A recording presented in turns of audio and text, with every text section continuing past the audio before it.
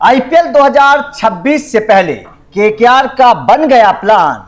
अब भाई साहब ये खिलाड़ी बनेगा नया कप्तान। नमस्कार, मैं हूं अभिषेक त्यागी।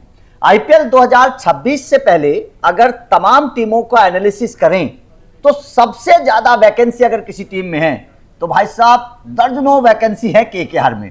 केकेआर को कोच भी चाहिए, केकेआर को बॉलिंग कोच भी चाहिए, उनको मेंटोर भी चाहिए, उनको विकेट कीपर भी चाहिए, उन्हें ओपनर भी चाहिए, उन्हें कैप्टन भी चाहिए, उन्हें मिडिल ऑर्डर भी चाहिए। कुल मिलाकर बात यह है कि केकेआर में भरपूर वैकेंसी है। भैया जाओ अपनी भी अप्लाई कर दो, क्या पता नंबर आ जाए।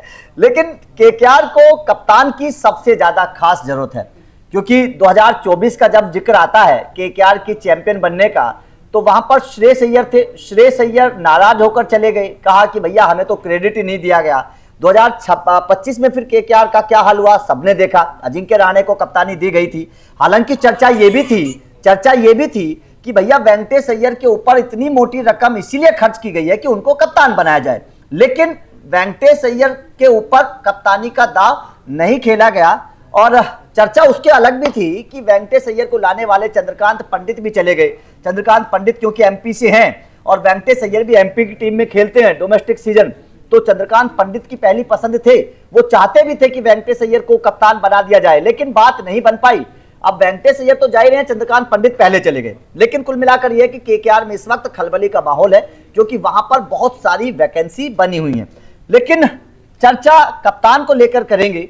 मेरे साथ मनोज जी मौजूद हैं, जो लगातार क्रिकेट पर अपनी नजर बनाए हुए हैं, क्रिकेट एक्सपर्ट हैं। मनोज सर, केकेआर में तो खलबली है। जो टीम 2024 में खिताब जीती है, 2025 में उसका क्या हाल हुआ वो आपने देखा। 2026 से पहले क्या हाल हो रहा है ये भी आप देख रहे हैं। कैसे केकेआर को देख रहे हैं आप? देखिए, श्रेयस अय्यर के साथ जो भी कुछ हुआ वो अच्छा नहीं था। श्रेयस अय्यर ने एक हारी हुई बाजी केकेआर के पक्ष में करवाई थी। श्रेयस अय्यर ने ना केवल बढ़िया बल्लेबाजी की लेकिन बहुत कुशल कप्तानी भी की उन्होंने, जिसका परिणाम हम सबने देखा किस तरीके से केकेआर की टीम ने शानदार प्रदर्शन किया। केकेआर को छोड़ के श्रेयस अय्यर किंग्स 11 पंजाब गए और किंग्स 11 पंजाब, देखिए फर्क होता है खिलाड़ी से, टीम से कोई फर्क नहीं पड़ता, खिलाड़ी अंतर पैदा करते हैं। श्रेयस अय्यर केकेआर में थे, केकेआर की टीम ने शानदार प्रदर्शन किया। श्रेयस अय्यर ने छोड़ी केकेआर, पंजाब पहुंचे, पंजाब की टीम कहां से कहां पहुंच गई। तो आप समझ सकते हैं कि खिलाड़ी की क्या इंपॉर्टेंस है। उससे पहले दिल्ली में थे, दिल्ली को भी फाइनल में पहुंचाया। हाँ, तो श्रेयस अय्यर के साथ तो एक बहुत अच्छा रिकॉर्ड है। जिस टीम में खेलते हैं वो टीम लगातार अच्छी स्पीड के साथ आगे बढ़ती है, पॉइंट्स टेबल में भी और आईपीएल में भी बड़ी टीमों को हराती है। ये श्रेयस अय्यर की खासियत है। और अभी मैं एक पॉडकास्ट देख रहा था जिसमें अर्शदीप सिंह और एक दो खिलाड़ी बोल रहे थे कि श्रेयस अय्यर इतने कूल और चिल हैं कि वो खेल के मैदान में इतना ज्यादा बैक करते हैं, कॉन्फिडेंस लेवल आपका और सातवें आसमान पे पहुंचा देते हैं। आपको लगता है कि कोई मैच ही नहीं है, बस नॉर्मल क्रिकेट खेलनी है।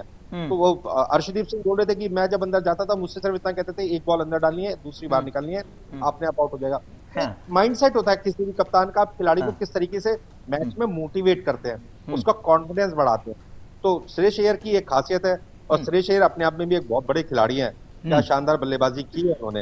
हालांकि उनके साथ काफी कुछ इस तरीके से घटित हुआ, सोशल मीडिया में हमने पढ़ा भी, देखा भी, सब कुछ हुआ। लेकिन अभी आपने जो केकेआर की वैकेंसीज के बारे में बात की, केकेआर टीम की एक खासियत है, एक प्रोसेस है। वहां पर वो अलग अलग एप्लीकेशंस कॉल फॉर करते हैं, क्योंकि केकेआर के कुछ लोग मेरे संपर्क में रहते हैं, मैं बातचीत करता रहता हूँ। तो केकेआर की एक खासियत है, वो अपनी सारी वैकेंसीज नोटिफाई करते हैं।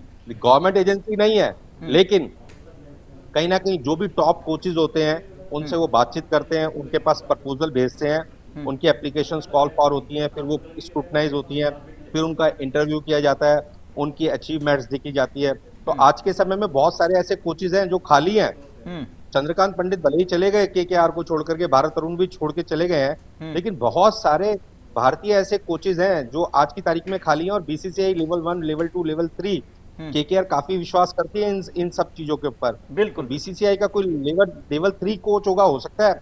आपको ये बता दूं, जिस तरीके से नीतीश राणा को कप्तान बनाया गया था केकेआर का, जिस तरीके से रिंकू सिंह को टीम में सेलेक्ट किया गया था 20 लाख रुपए में, रिंकू सिंह को 20 लाख रुपए में, और रिंकू सिंह आज कहां पर है।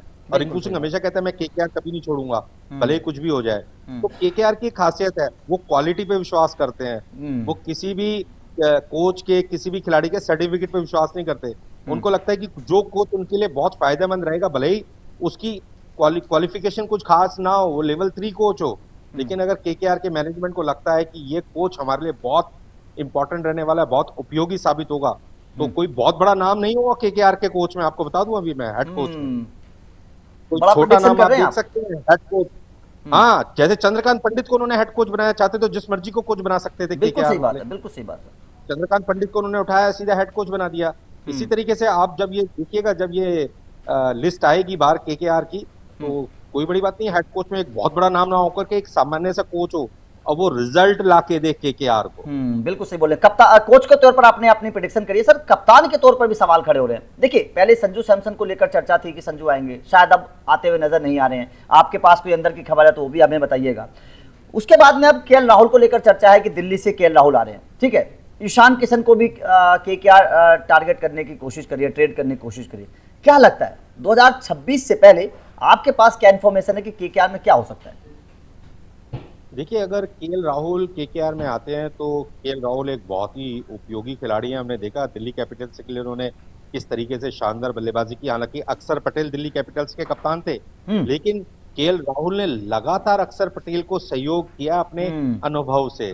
केएल राहुल भारतीय टीम की कप्तानी भी कर चुके हैं, कर्नाटका के भी कप्तान रहे हैं, और अभी मैं आपको बता दूं कि केएल राहुल की भी जो सिलेक्शन है वो बीसीसीआई का जो प्रोसेस है, अंडर 15, 16, 19, 23 और उसके बाद रणजी ट्रॉफी से इंडिया ए से फिर भारतीय टीम, बिल्कुल वही उसी प्रोसेस से केएल राहुल भी आए हैं। बिल्कुल तकनीकी रूप से एक बहुत संपन्न खिलाड़ी है, बहुत ही शांत रहते हैं, बहुत ही चिल रहते हैं। आपने देखा होगा केएल राहुल काफी वर्षों से इंटरनेशनल क्रिकेट खेल रहे हैं, कई बार बॉलर उनको स्लेज भी करता तो देख के मुंह उधर कर लेते हैं। बिल्कुल बिल्कुल ये उनकी खासियत है, बहुत ही कूल रहते हैं। और ना वो किसी भी खिलाड़ी की विशेषता को बहुत अच्छा उसका आकलन करते हैं, मूल्यांकन करते हैं, विश्लेषण करते हैं। इसी वजह से कर्नाटका की टीम की उन्होंने काफी वर्षों तक कप्तानी भी की है, भारतीय टीम की भी कप्तानी की है, और अगर केकेआर की तरफ से केएल राहुल आते हैं तो एक बहुत अच्छा ऑप्शन रहेगा कोलकाता नाइट राइडर्स के लिए आईपीएल 2026 में। बिल्कुल सर। ईशान किशन को कैसे देख रहे हैं? संजू को लेकर कोई अपडेट आपके पास? देखिए, मुझे ऐसा लगता है कि संजू सैमसन तो शायद जाएंगे सीएसके, जैसा कि पिछले आईपीएल की शुरुआत में ही खबरें आ रही थी सोशल मीडिया में, प्रिंट मीडिया में, इलेक्ट्रॉनिक मीडिया में, कि शायद चेन्नई सुपर किंग्स का मैनेजमेंट संजू सैमसन के संपर्क में है और हो सकता है संजू सीएसके की तरफ से खेलें। वहीं ईशान किशन जो है, ईशान किशन को मुझे ऐसा लगता है कि मुंबई नहीं छोड़ेगी, क्योंकि अभी हाल फिलहाल एक खबर निकल करके आई है कि शायद हो सकता है मुंबई हार्दिक पांड्या को रिलीज कर दे। बहुत बड़ा अपडेट है। ये एक अपडेट ये है कि वो उसके पीछे बहुत सारे रीजंस ये हैं। अगर ईशान किशन आते हैं मुंबई में, तो मुंबई की मैनेजमेंट के पास ऑप्शंस रहेंगे लोअर ऑर्डर में कुछ और ऑलराउंडर्स को जोड़ने के लिए। वही सोच है कि अगर by chance Ishan Kishan Mumbai join करते हैं तो हार्दिक पांड्या को वो रिलीज कर देंगे। हार्दिक पांड्या गुजरात वापस चले जाएंगे, अपनी जिस टीम की तरफ से उन्होंने पहले आईपीएल में शानदार प्रदर्शन किया था। तो ये गुजरात लेंगे हार्दिक पांड्या को वापस, देखते हैं। लेकिन अब देखिए, बहुत सारे प्रिडिक्शंस है, बहुत सारी संभावनाएं हैं, विकल्प तो बहुत सारे हार्दिक पांड्या के पास भी रहेंगे, और बहुत सारे व्हाइट बॉल फ्रेंचाइजी भी रहेंगे जो हार्दिक पांड्या को कौन सी टीम लेती है। लेकिन मेरा अभी भी मानना है कि ईशान किशन को मुंबई नहीं छोड़ने वाली है किसी भी सूरत में। चलिए देखते हैं कि क्या होता है, ईशान किशन किस टीम में जाते हैं।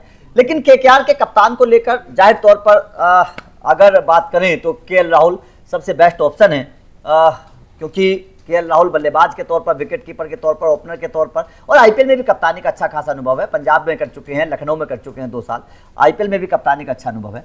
तो आपका केकेआर को लेकर क्या कहना है, कमेंट करके अपनी राय जरूर दीजिएगा। आपके हिसाब से केकेआर का कप्तान कौन होना चाहिए ये भी बताइएगा। वीडियो अच्छी लगी हो तो लाइक कोशिश जरूर करिए। Thank you very much.